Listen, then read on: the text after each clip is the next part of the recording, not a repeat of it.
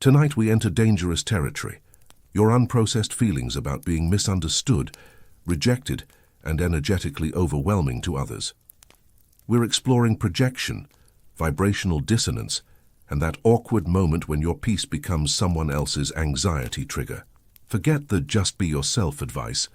Your authentic self apparently has an electromagnetic field that makes people uncomfortable, and tonight we're going to understand why that's not your problem to fix. You say you're just existing peacefully, but notice how some people seem agitated by your mere presence, like you're broadcasting something they can't quite name, but definitely can't ignore. The good news, your energy field is coherent. The bad news, coherence makes incoherence obvious, and most people would rather shoot the messenger than examine the message.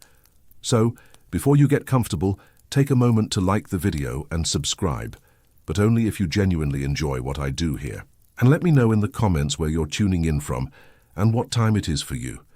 It's always fascinating to see who's joining us from around the world.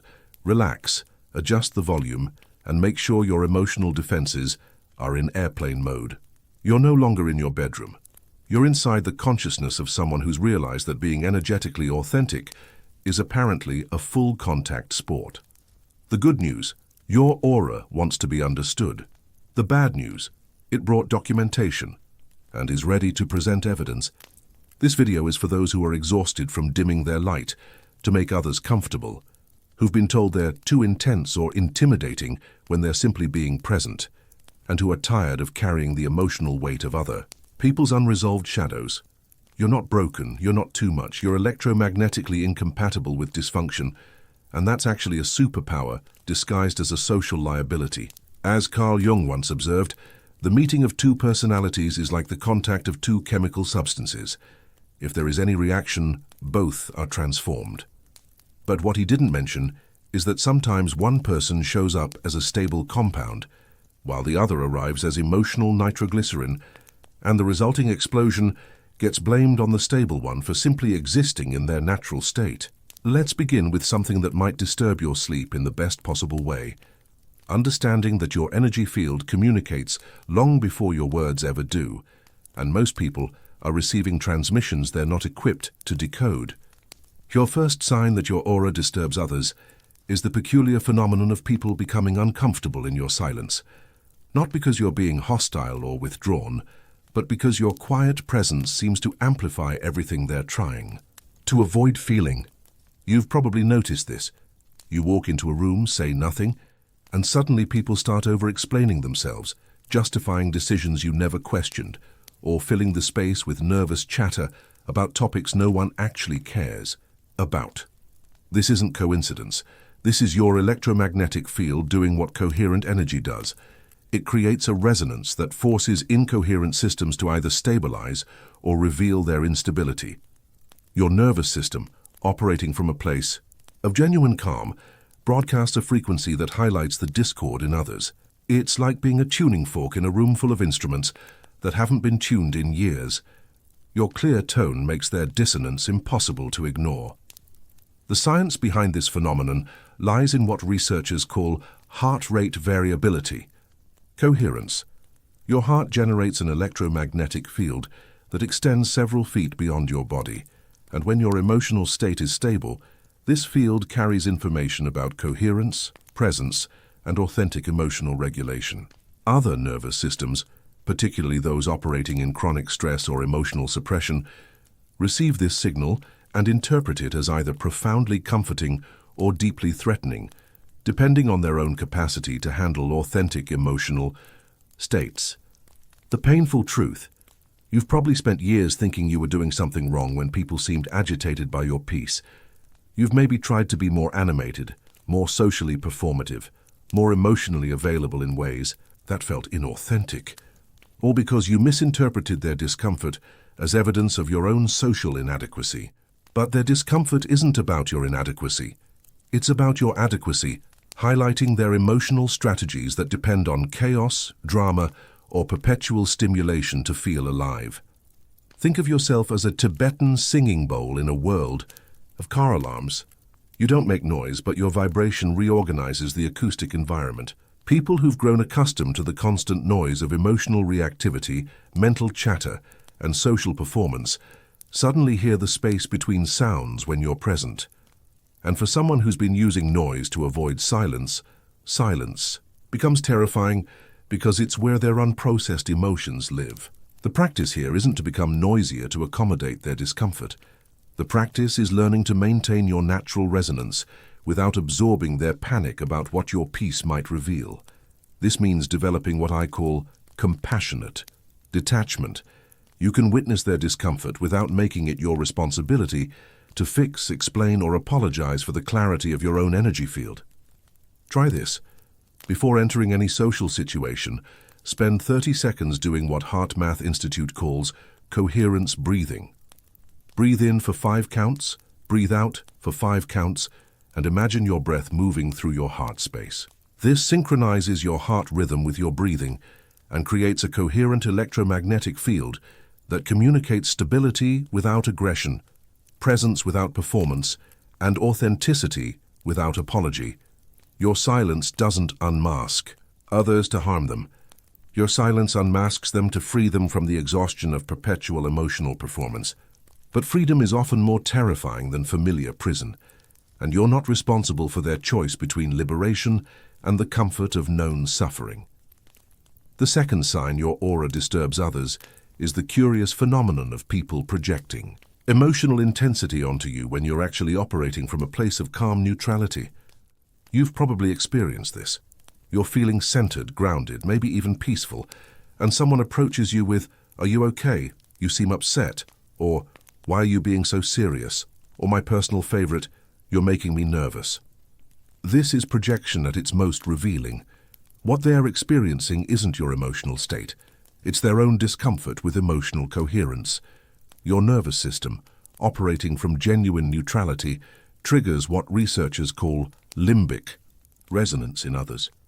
Their emotional brain, accustomed to reading threat, manipulation, or performance in social interactions, encounters your authentic presence and doesn't know how to categorize it. Here's where it gets psychologically fascinating. Your coherent energy field activates their incoherent patterns, not to harm them, but to bring those patterns into conscious awareness. You become an unwitting catalyst for their shadow material. The parts of themselves they've been suppressing, denying, or medicating suddenly become active in your presence because your authenticity gives them permission to exist. But here's the painful part. They often experience this activation as you doing something to them rather than recognizing it as their own psyche requesting integration. So they project their internal activation onto your external presence, making you the problem instead of recognizing you as the solution their unconscious has been seeking. Think about it this way. Imagine you've been living in a house with the lights dimmed for years because the full illumination reveals how much cleaning needs to be done. Then someone with clear, bright energy walks into your space. The dirt doesn't become dirtier. It just becomes visible. You can blame the person who brought the light, or you can finally see what needs attention. The neuroscience of this phenomenon involves what researchers call emotional contagion and co-regulation. When nervous systems interact, they naturally attempt to synchronize. If one person is operating from chronic stress, anxiety, or emotional suppression, and they encounter someone operating from genuine calm, their system receives information about what regulation actually feels like. This can be profoundly healing, but it can also be initially destabilizing because it highlights the gap between where they are and where they could be. You've probably noticed that the people who react most strongly to your presence are often those who need your type of energy the most. The person who calls you intimidating is often someone whose authentic self has been intimidated into hiding. The person who says you make them nervous is often someone whose own nervous system is craving the regulation your presence offers. The person who accuses you of being too intense is often someone who's been living at such low intensity that normal emotional presence feels overwhelming. The practice here is learning to hold space for their activation without taking responsibility for their projection. This means developing what I call energetic boundaries. You can be present and compassionate without absorbing their interpretation of your energy as something you need to defend, explain, or modify. Try this technique. When someone projects emotional intensity onto you, pause and internally scan your own emotional state. Ask yourself, what am I actually feeling right now? If you discover you're feeling calm, curious, or neutral, you can respond from that authentic place rather than from their projection. You might say something like, I'm actually feeling pretty calm right now. What's coming up for you? This redirects the conversation back to their internal experience without invalidating their feelings or accepting responsibility for emotions that aren't yours. Remember, you're not activating others to disturb them. You're activating them because your authentic presence gives their suppressed authenticity permission to emerge. That emergence can feel chaotic initially, but it's actually the beginning of their journey toward the same emotional coherence you've cultivated. You're not responsible for managing their journey, but you can choose to witness it with compassion rather than taking it personally. The third sign that your aura disturbs others is the painful realization that you've been unconsciously dimming your natural energy to maintain connections that were never authentic to begin with. This is perhaps the most heartbreaking pattern, because it involves betraying your own electromagnetic integrity to accommodate others' inability to handle genuine presence. You've probably done this without realizing it, entering certain social or professional environments and automatically down-regulating your energy, speaking more softly, making yourself smaller energetically, or suppressing the natural enthusiasm and presence that feels most authentic to you. You learn to read the room and adjust your frequency to match the collective comfort level, often at the expense of your own energetic truth. The psychological cost of this adaptation is enormous. When you consistently operate below your natural energetic capacity, you create what I call vibrational dissonance within your own system. Your authentic self continues to generate coherent energy, while your adapted self broadcasts a dimmed version, creating an internal conflict that manifests as fatigue, resentment, or a sense of living inauthentically. From a quantum physics perspective, this is like forcing a high-frequency radio to broadcast on a lower frequency. The equipment can do it, but it requires constant energy to maintain the artificial limitation, and the signal quality suffers. Your natural energy field wants to operate at its optimal frequency, and suppressing it requires ongoing effort that drains your vital resources. The tragic irony is that the people who seem to require you to dim your light are often unconsciously seeking someone who won't dim their light. At a soul level, they're attracted to your authenticity, but at an ego level, they're threatened by what your authenticity reveals about their own compromises.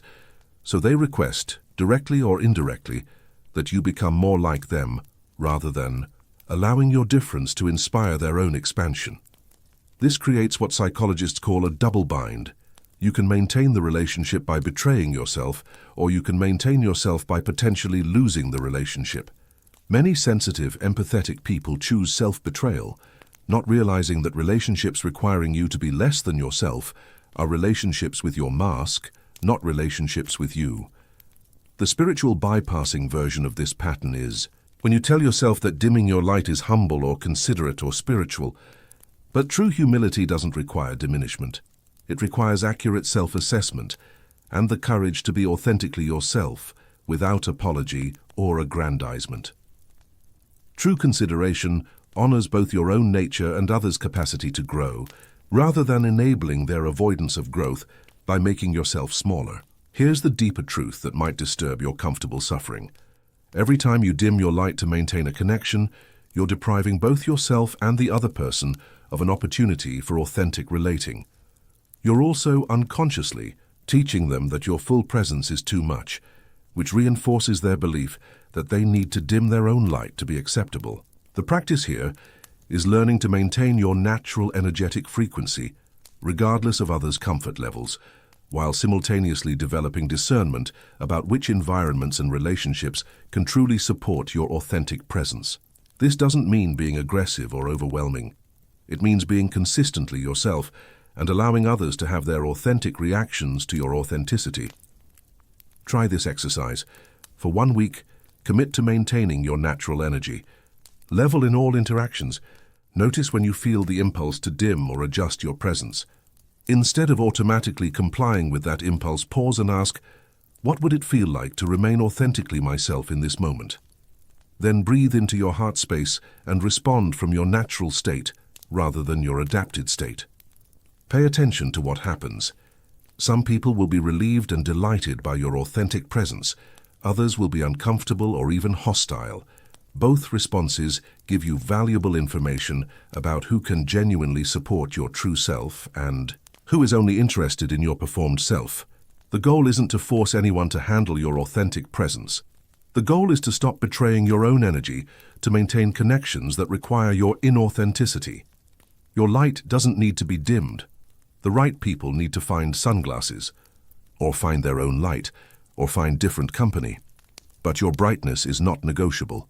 The fourth sign your aura disturbs others is the uncanny experience of being judged, categorized, or reacted to before you've said or done anything significant. You walk into a room and can immediately sense who's comfortable with your presence and who isn't, often within seconds of arrival. People form opinions about you, make assumptions about your personality, or decide whether they like you based purely on your energetic presence, not your behavior or words. This phenomenon points to what researchers call pre-conscious communication, the transmission and reception of information that occurs below the threshold of conscious awareness, but profoundly influences how people respond to each other. Your electromagnetic field, generated primarily by your heart but extending throughout your entire body, carries information about your emotional state, your level of authenticity, your degree of inner conflict or harmony, and your capacity for presence. Other people's nervous systems read this information instantaneously and react accordingly, often without their conscious mind understanding why they feel comfortable or uncomfortable around you.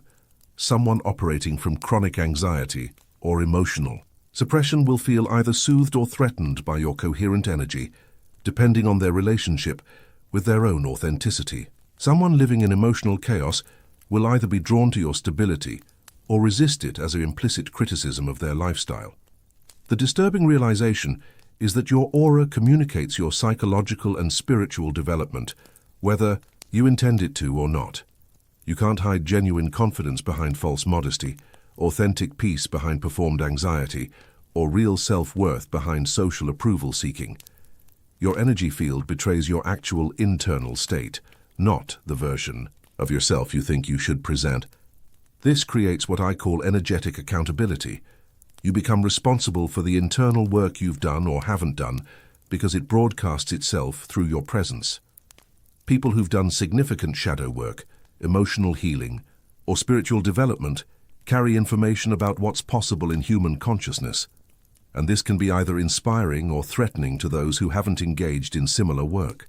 The painful part of this sign is realizing how much energy you've wasted trying to control people's perceptions of you through words, actions, or social performance, when their reaction to you is largely determined by the energetic information you're transmitting below their conscious awareness. You can say all the right things and still be rejected if your energy field communicates incongruence, desperation, or manipulation. Conversely, you can say very little and be deeply trusted if your field communicates authenticity, stability, and genuine presence. This is why some people seem to effortlessly attract positive responses, while others struggle despite trying much harder. The difference isn't in their social skills or external behavior. It's in the coherence and authenticity of their internal state, as reflected in their electromagnetic field. The practice here is learning to align your internal reality with your desired external experience, rather than trying to manipulate external responses through performance or people-pleasing.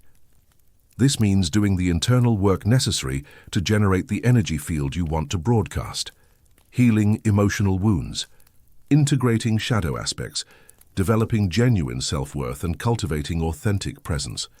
Try this technique. Before important social or professional interactions, spend 5 minutes in what I call field alignment. Sit quietly and honestly assess your internal state.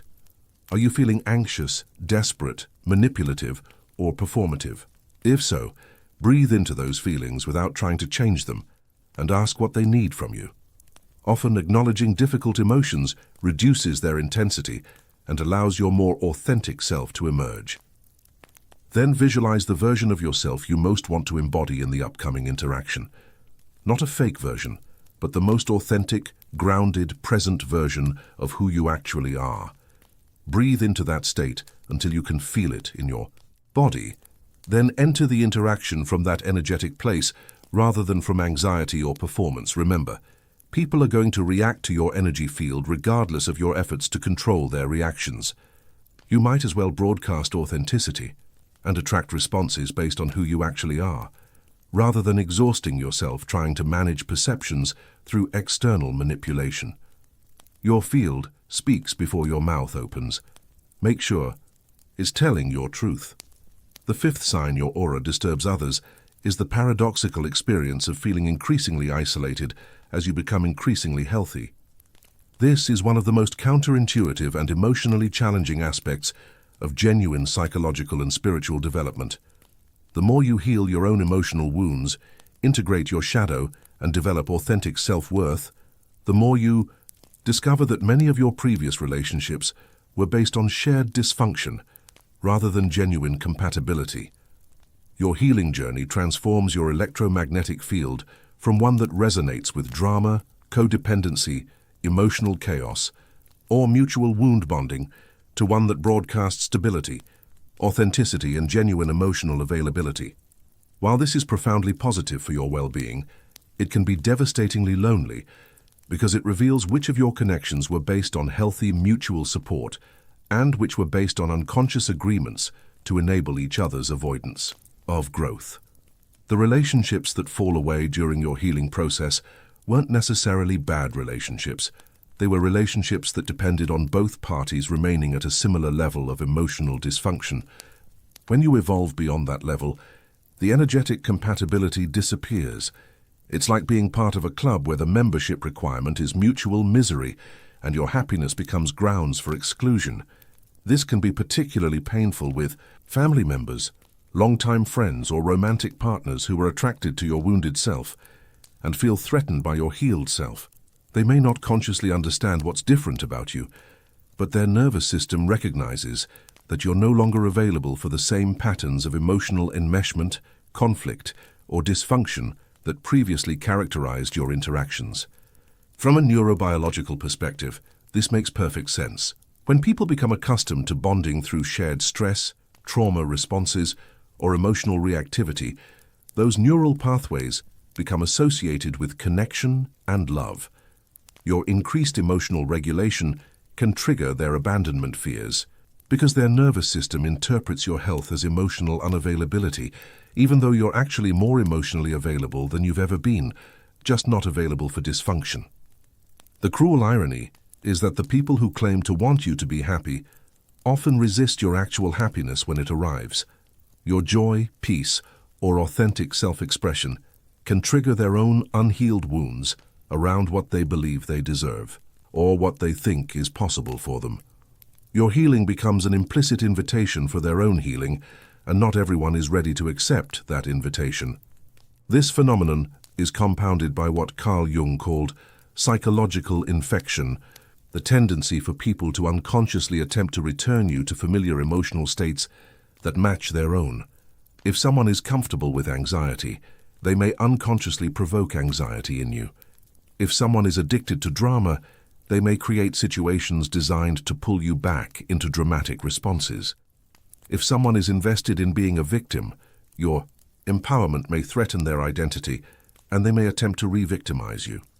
The spiritual bypassing version of this challenge is when you tell yourself that you should be able to maintain all your previous relationships while also honoring your growth, or that real spiritual development means being able to connect with anyone regardless of their emotional state. But genuine spiritual maturity includes developing discernment about which relationships support your continued evolution and which ones require you to betray your growth to maintain them. The practice here is learning to grieve the loss of relationships that can't accommodate your healing while simultaneously celebrating your capacity to attract and maintain relationships that do support your authentic self. This requires what I call compassionate detachment. You can love someone and simultaneously recognize that your energy fields are no longer compatible for close relationship. Try this exercise. Make a list of your closest relationships and honestly assess how each person responds to your growth, healing, and authentic self-expression. Do they celebrate your wins or minimize them? Do they support your boundaries or challenge them? Do they encourage your dreams or discourage them? Do they seem more comfortable when you're struggling or when you're thriving? This isn't about judging anyone as good or bad. It's about recognizing energetic compatibility and making conscious choices about where you invest your relational energy. Some relationships may need to become more casual or distant. Others may need to end entirely. And you may need to actively seek new connections with people who can match your current level of emotional development. The goal isn't to surround yourself only with people who are exactly like you. The goal is to surround yourself with people who can appreciate, support, and grow alongside your authentic self, rather than requiring you to remain small, wounded, or dysfunctional to maintain their comfort. Your healing doesn't make you antisocial. It makes you selectively social. That's not a character flaw, it's a sign of psychological maturity and energetic integrity. The sixth sign your aura disturbs others is recognizing when your own spiritual bypassing and high-vibe-only mentality is actually creating energetic incoherence that others can sense even when you think you're being spiritually evolved. This is perhaps the most humbling sign, because it requires acknowledging that sometimes the disturbance others feel around you isn't about their inability to handle your authenticity. It's about their ability to sense your inauthenticity disguised as spiritual superiority. Many people on healing journeys develop what I call spiritual performance anxiety, the belief that they should always be positive, peaceful, grateful, and emotionally regulated. When difficult emotions arise, instead of processing them authentically, they suppress them behind spiritual concepts and positive affirmations. The result is an energy field that broadcasts forced positivity rather than genuine presence, and other people's nervous systems can detect this incongruence even when their conscious minds can't articulate what feels off. The problem with the high vibration concept, as it's commonly understood, is that it often becomes another form of emotional suppression. Real high vibration isn't about maintaining constant positivity. It's about authentic emotional responsiveness, which includes the full spectrum of human feelings processed consciously rather than suppressed unconsciously. When you're forcing yourself to be positive while angry, trying to be loving while resentful, or attempting to be peaceful while anxious, your electromagnetic field carries information about this internal conflict. Other people receive mixed signals. Your words and behavior might communicate one thing, but your energy field communicates the emotional dissonance you're trying to hide. This creates confusion and distrust in others, even if they can't explain why they feel unsettled around you. The spiritual ego loves to believe that any negative reaction from others is evidence of their inability to handle your high vibration, but sometimes it's evidence of their ability to sense your high performance. True high vibration includes what Neville Goddard called feeling the wish fulfilled, which means actually embodying the emotional state you're trying to cultivate, not performing it while internally resisting it. This pattern is particularly common among people who've been attracted to New Age spirituality, manifestation practices, or positive psychology without doing the necessary shadow work. They try to manifest from a place of spiritual bypassing, rather than integrated wholeness, and their energy field reflects this internal fragmentation. The practice here is developing what I call integrated authenticity, the capacity to be genuinely positive when you feel positive, genuinely sad when you feel sad, genuinely angry when you feel angry, and genuinely peaceful when you feel peaceful, without judging any of these states as more or less spiritual than others. Real energetic coherence comes from emotional honesty, not emotional performance. When you can be authentically present with whatever you're actually feeling, your energy field broadcasts integration rather than conflict, and other people feel safer around you because they sense they're interacting with someone real rather than someone performing reality. Try this practice. For 1 week, commit to emotional honesty in your internal dialogue. When you notice yourself trying to force positive feelings or suppress difficult ones, pause and ask, what am I actually feeling right now? Then breathe into that authentic feeling without trying to change it, judge it, or spiritualize it away. Notice how this affects your interactions with others. You may discover that people feel more comfortable around your authentic sadness than your performed happiness, more trusting of your genuine uncertainty than your forced confidence, more connected to your real struggles than your spiritual platitudes. The goal isn't to become negative or to abandon positive practices.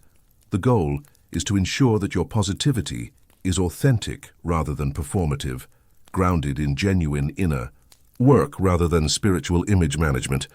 The seventh sign your aura disturbs others is your increasing inability to participate in social and emotional dishonesty, even when that dishonesty is considered normal, polite, or socially expected. Your energy field has become so coherent and authentic that it automatically exposes incongruence in others, making you an inadvertent lie detector that people find both attractive and threatening. This isn't about becoming judgmental or developing a superiority complex. It's about your nervous system becoming so accustomed to truth-telling and authentic emotional expression that inauthentic communication feels jarringly obvious. You can sense when someone is saying yes but meaning no, expressing enthusiasm they don't feel, claiming to be fine when they're struggling, or performing emotions they think are expected rather than expressing what they actually experience. The disturbing realization is that much of normal social interaction depends on small agreed-upon deceptions, pretending to be more interested than you are, expressing more enthusiasm than you feel, claiming to be busier or happier or more successful than reality supports. When your energy field becomes allergic to this kind of performance, you can inadvertently make others feel exposed or judged simply by being genuinely present. This phenomenon is rooted in what psychologists call emotional contagion and what spiritual teachers refer to as resonance. When you're operating from authentic emotional states, your electromagnetic field carries information about emotional honesty. Other people's nervous systems receive this information and respond by either matching your authenticity or feeling threatened by the contrast between your genuineness and their performance. You've probably noticed this in conversations where someone is telling you they're excited about something, but every cell in your body can feel their lack of genuine enthusiasm. Or when someone claims to be supportive of your success, while your intuition clearly picks up resentment or competition. Or when someone insists they're not angry, while their energy field broadcasts rage. The challenge is that pointing out these incongruences directly is rarely socially acceptable, but your energy field points them out automatically.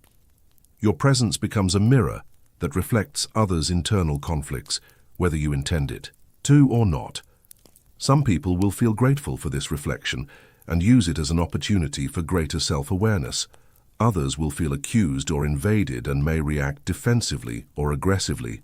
This can be particularly challenging in professional environments where emotional performance is often required, family systems where denial maintains homeostasis, or social groups where image management is the primary form of bonding. Your authentic presence can feel disruptive to systems that depend on shared emotional dishonesty to function. The practice here is learning to maintain your commitment to authenticity while developing compassion for others' need to maintain their emotional defenses. This doesn't mean enabling dishonesty or pretending to believe obvious lies, but it does mean recognizing that not everyone is ready or able to operate from the same level of emotional transparency that has become natural for you. Try this approach. When you sense incongruence between someone's words and their energy, instead of calling attention to the discrepancy, create space for their authentic self to emerge. You might ask gentle questions like, "How are you really doing?" or "What's that like for you?" Or simply offer compassionate presence that communicates safety for truth-telling. Remember that your role isn't to force others into authenticity.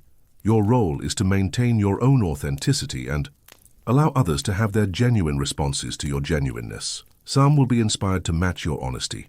Others will feel too threatened and may distance themselves.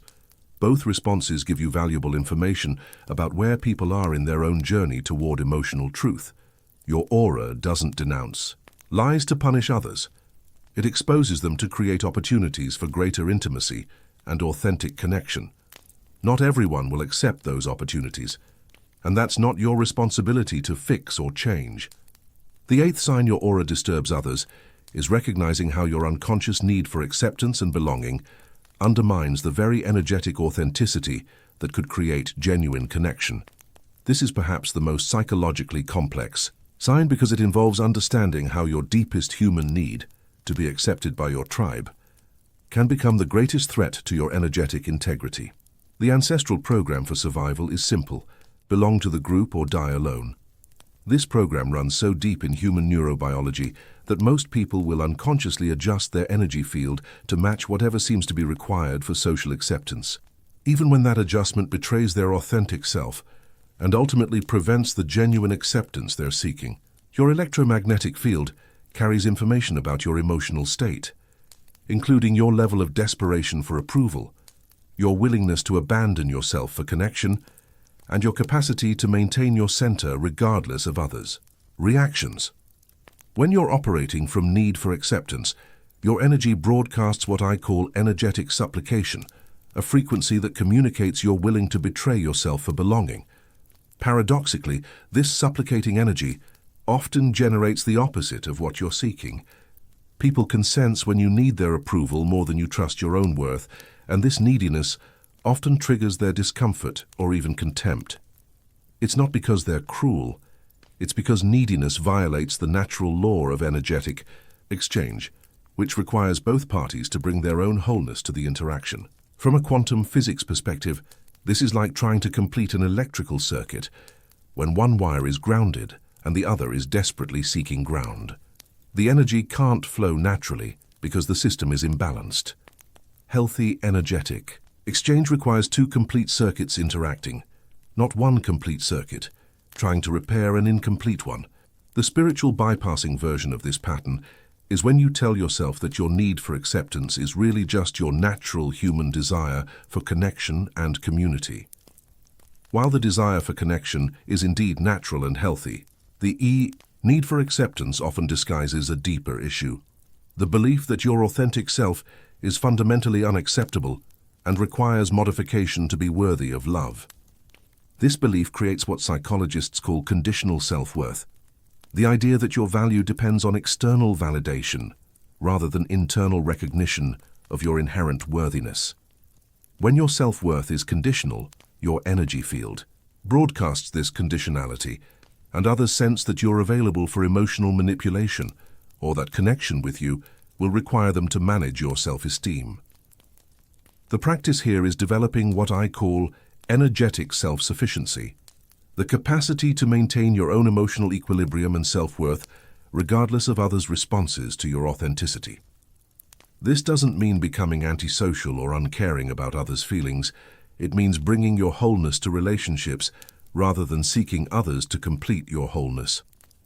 Try this exercise.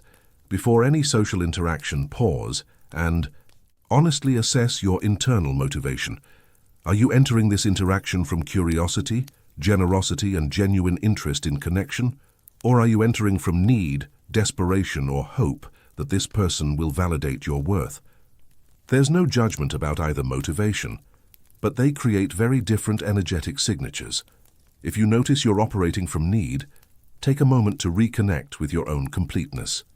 Breathe into your heart space and remind yourself that your worth doesn't depend on this interaction going well. You can desire positive connection without needing it for your emotional survival.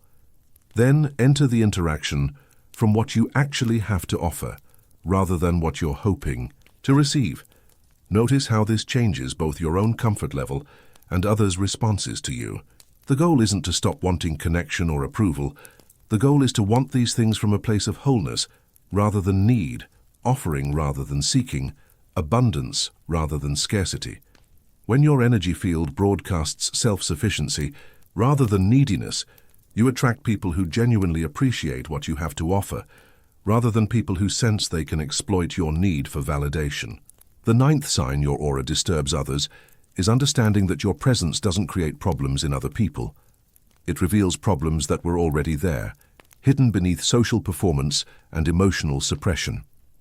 This realization can be both liberating and overwhelming, because it means accepting that much of others' discomfort around you isn't about anything you're doing wrong, but about your capacity to illuminate what they've been avoiding about themselves. Your coherent energy field acts as what Jung called a constellation. It activates dormant psychological contents in others' unconscious minds. When someone has been suppressing anger, your authentic presence might activate their anger.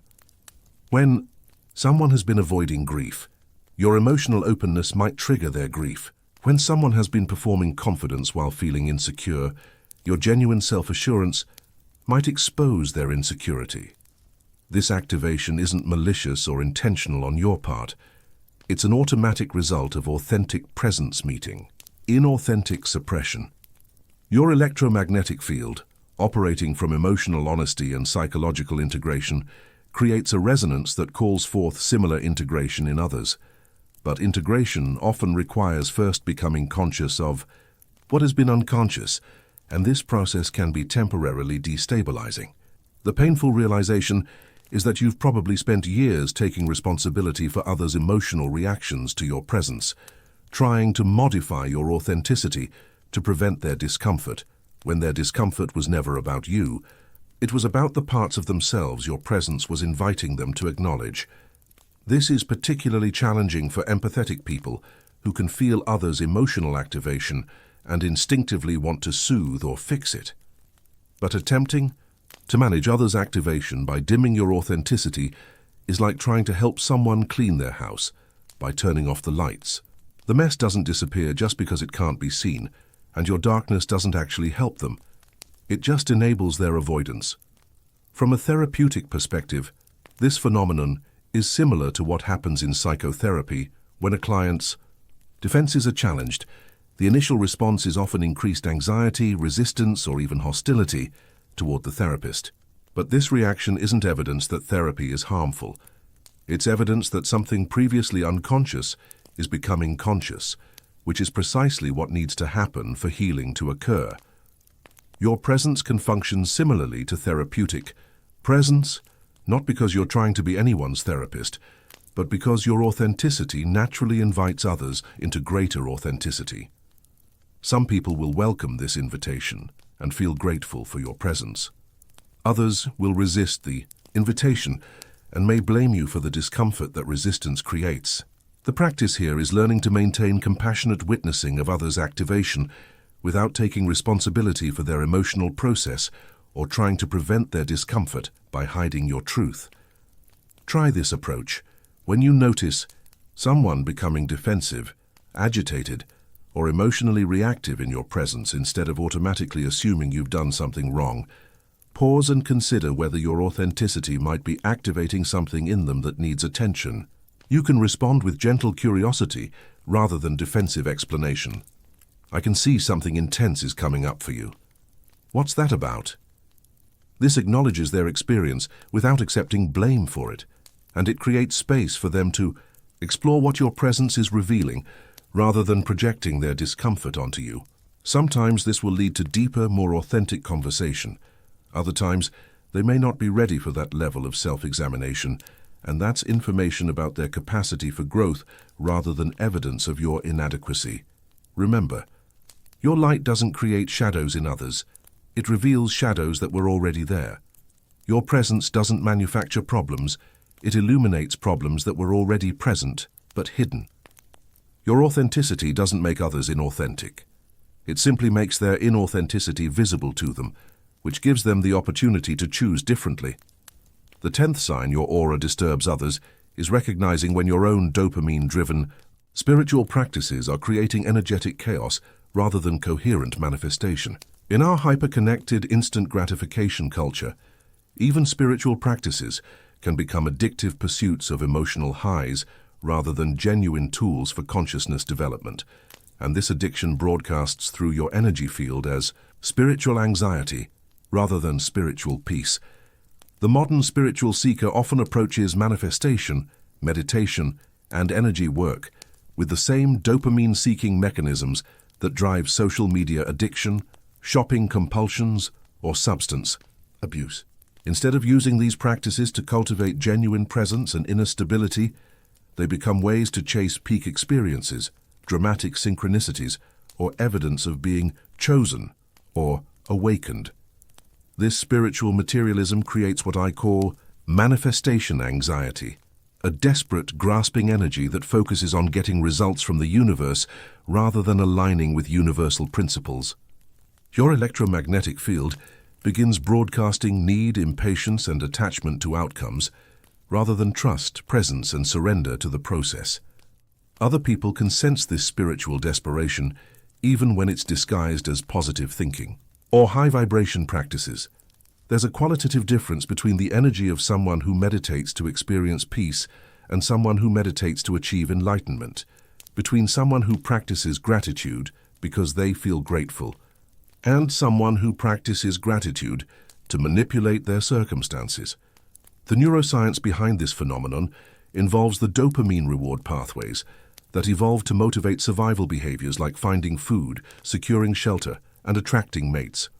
When these same pathways get activated by spiritual practices, the practices become corrupted by the same addictive mechanisms that drive any other compulsive behavior.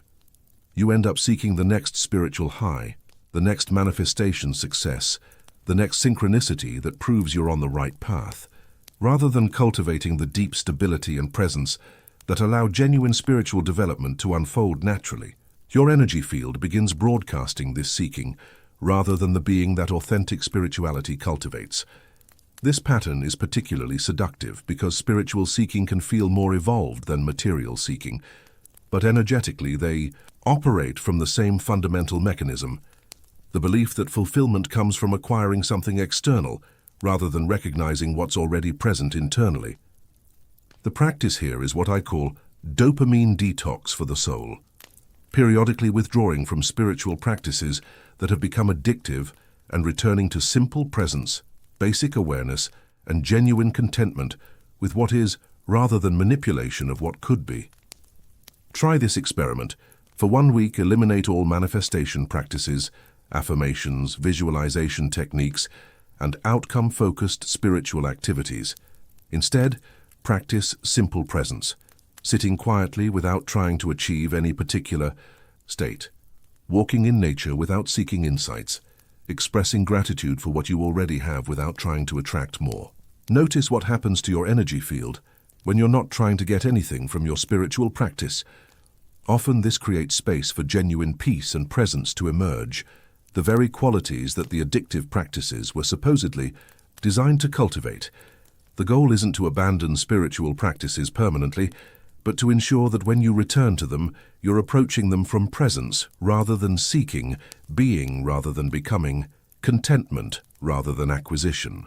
The 11th sign your aura disturbs others is recognizing that your energy field functions as what physicists might call a quantum mirror. It reflects back to others exactly what they're projecting, often revealing unconscious patterns they didn't know they were broadcasting. This mirroring effect can be profoundly therapeutic or deeply disturbing, depending on others' readiness to see themselves clearly. When your electromagnetic field operates from genuine neutrality and authentic presence, it becomes like a clear lake that perfectly reflects whatever approaches it. If someone approaches with genuine warmth, your field reflects warmth back to them. If someone approaches with hidden hostility, your field reflects that hostility back to them. If someone approaches with desperate neediness, your field reflects that neediness back to them. The disturbing aspect of this phenomenon is that people often experience this reflection as you being whatever they're projecting, rather than recognizing it as their own energy being mirrored back to them. Someone who approaches you with suspicion will experience you as suspicious. Someone who approaches you with judgment will experience you as judgmental. Someone who approaches you with manipulation will experience you as manipulative. This creates what psychologists call projective identification. Others unconsciously project their disowned psychological contents onto you, then react to those contents as if they originated from you rather than from their own unconscious mind. You become a screen onto which they project their internal movie, then they blame you for the content of their projection. From a quantum physics perspective, this mirroring effect demonstrates what researchers call observer effect, the phenomenon where the act of observation changes what's being observed. When someone's consciousness encounters yours, both fields influence each other, but the nature of that influence depends largely on what each person brings to the interaction. If you approach the interaction from curiosity, presence, and openness, you'll tend to evoke those qualities in others. If you approach from defense, manipulation, or neediness, you'll tend to evoke defensive or manipulative responses. But here's where it gets complex. Even if you approach from complete authenticity, someone else's defensive approach can trigger your own defensive responses if you haven't developed sufficient energetic stability. The practice here is developing what I call mirror consciousness, the ability to recognize when others' reactions to you are revealing more about their internal state than about your behavior, while simultaneously taking responsibility for your own projections onto others. Try this technique. When someone has a strong emotional reaction to you, especially if it seems disproportionate to the situation, pause and ask yourself, what are they seeing in me that might be reflecting something in them? Then ask, what am I seeing in them that might be reflecting something in me? This double awareness prevents you from taking others' projections personally, while also maintaining accountability for your own projective processes. Sometimes their reaction really is about something you're doing or projecting. Other times, it's entirely about their own unconscious material. Most of the time, it's a complex interaction of both. The goal isn't to become a perfect mirror or to stop having your own reactions. The goal is to develop enough consciousness about the mirroring process that you can use it for mutual understanding rather than mutual projection and blame. The 12th sign your aura disturbs others is discovering that your most powerful manifestations occur in complete silence, without discussion, explanation, or external validation, and that talking about your intentions before they're energetically mature can actually prevent them from manifesting. This creates an interesting social dynamic, where your increasing effectiveness requires increasing privacy, which others may interpret as secrecy, aloofness, or exclusion. The principle behind silent manifestation is rooted in what Neville Goddard called the feeling of the wish fulfilled, and what quantum physicists refer to as quantum superposition, the idea that possibilities exist in potential until observation collapses them into specific realities. When you speak about your intentions before they're energetically solidified, you often dissipate the creative tension necessary for manifestation to occur. From a neurobiological perspective, talking about goals and intentions can trigger the same dopamine reward pathways that achieving those goals would trigger, creating a false sense of completion that reduces motivation for actual accomplishment.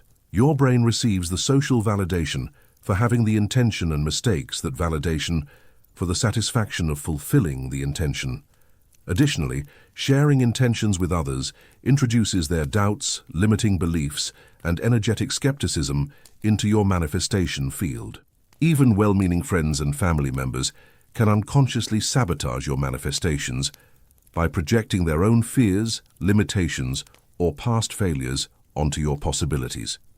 The disturbing social aspect of this principle is that effective manifestation often requires becoming less transparent about your inner world, which can be interpreted as becoming less intimate or authentic in relationships.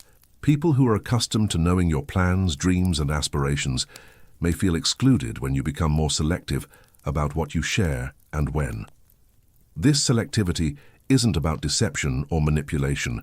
It's about energetic protection during vulnerable creative processes. Just as a photographer must work in darkness to develop film, you must sometimes work in silence to develop intentions into reality. The practice here is learning to distinguish between intentions that are ready to be shared and those that need more incubation time. Generally, the more emotionally charged or personally significant the intention, the longer it needs to develop in private before it can withstand external input without being destabilized. Try this approach. Before sharing any goal, dream, or intention with others, pause and honestly assess your motivation for sharing. Are you sharing because the intention is so energetically solid that external response can't destabilize it? Or Are you sharing because you're seeking validation, encouragement, or external energy to support something that isn't yet internally sustainable? If you're sharing from the second motivation, consider keeping the intention private until it feels more internally complete. This doesn't mean permanent secrecy, it means strategic timing that supports rather than undermines your creative process. You can maintain authentic relationships while protecting your manifestation process by sharing your completed accomplishments rather than your developing intentions, your gratitude for what's already manifested rather than your anxiety about what hasn't manifested yet. The 13th and final sign your aura disturbs others is understanding that your genuine peace and emotional stability can be more threatening to others than your anxiety or struggle ever was. This is perhaps the most counterintuitive aspect of energetic development. The closer you get to authentic inner peace, the more some people will unconsciously attempt to disrupt that peace because it challenges their belief systems about what's possible in human experience. Your peace disturbs others because it demonstrates that emotional regulation, inner stability, and genuine contentment are achievable states rather than impossible ideals. When someone has organized their entire identity around struggle, drama, or emotional chaos, your peace becomes evidence that their suffering might be optional rather than inevitable, and this realization can be more terrifying than the suffering itself. From a systems theory perspective, your peace can destabilize family, social, or professional systems that have organized themselves around shared dysfunction. If a family system maintains connection through crisis management, your refusal to participate in crisis becomes a threat to family cohesion. If a social group bonds through complaint and commiseration, your contentment becomes a form of social betrayal. The neuroscience behind this phenomenon involves what researchers call emotional contagion and neural synchronization. When nervous systems interact, they naturally attempt to match each other's emotional states. Someone operating from chronic stress or emotional reactivity will feel either soothed or agitated by your peace, depending on their readiness to receive the regulation your presence offers. Those who aren't ready for regulation may unconsciously attempt to dysregulate you, instead bringing you back to familiar emotional territories where they feel competent to interact.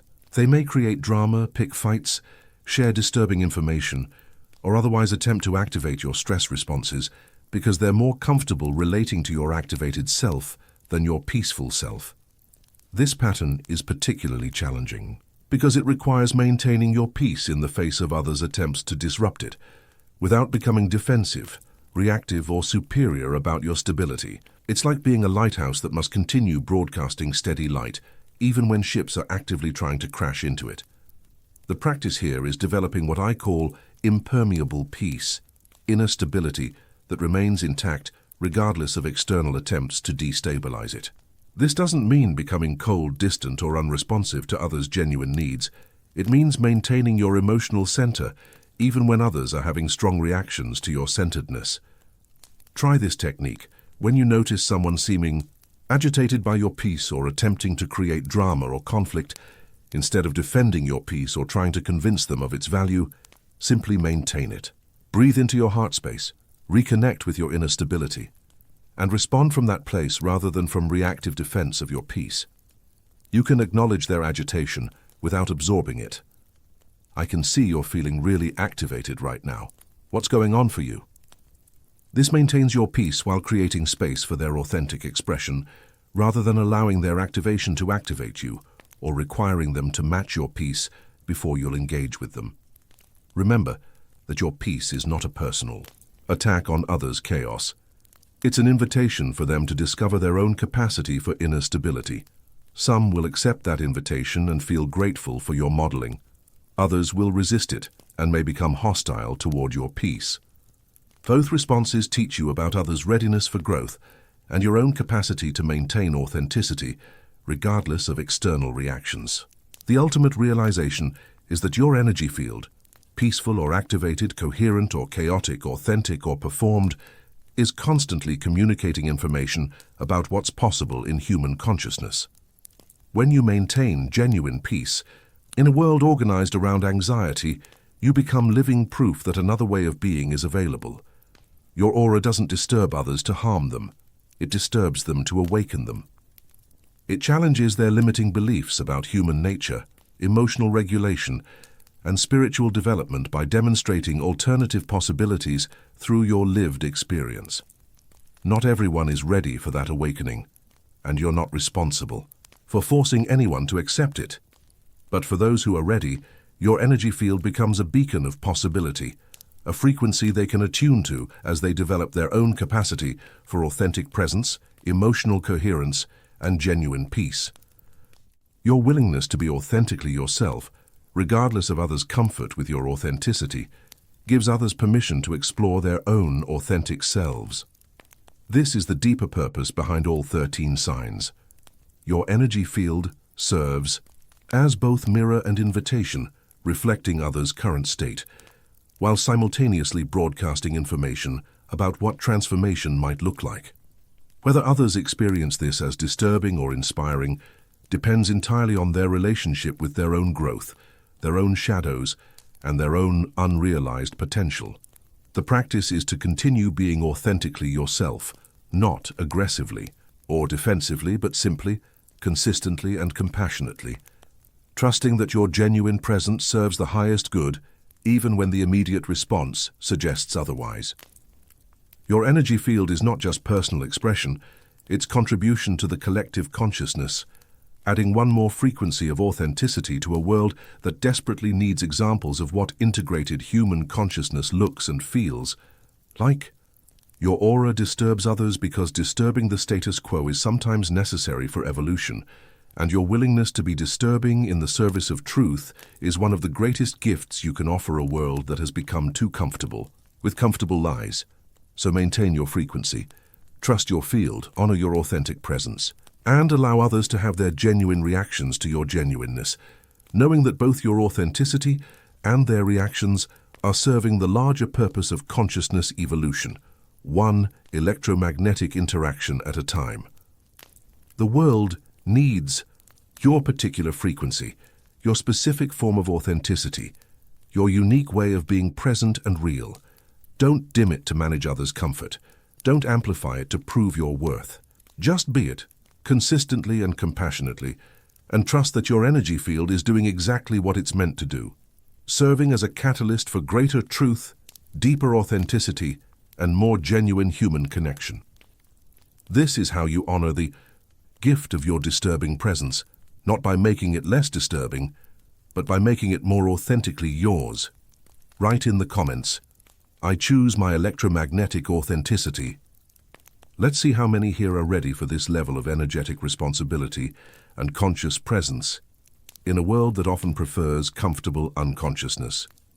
Until then, sleep well, knowing that your authentic presence is exactly the medicine this world needs, even when, especially when, it doesn't feel ready to receive it.